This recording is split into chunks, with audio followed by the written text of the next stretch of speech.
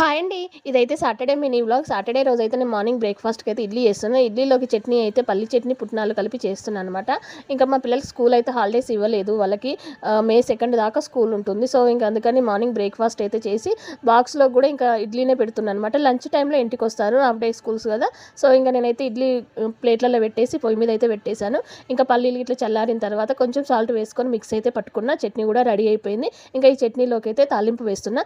తాలింపు వేయలేదనుకోండి మా పిల్లలు ఏమంటారు కదా, ఏంటి మమ్మీ ఇట్లా ప్లెయిన్ ఉంది, కొంచెం కలర్ఫుల్గా కనిపించాలి కదా అంటాడు మా చిన్నోడు. సో అందుకని నేను కొంచెం తాలింపు అయితే వేస్తాను. చూడండి, ఇంకా ఇడ్లీ పల్లి చట్నీ అయితే రెడీ అయిపోయింది. ఇంకా మా పిల్లలకి అయితే టిఫిన్ పెట్టిస్తున్నా, వాళ్ళు తింటారు.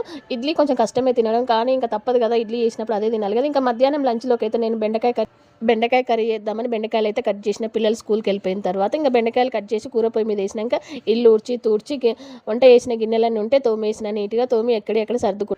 Thank you for watching. Bye.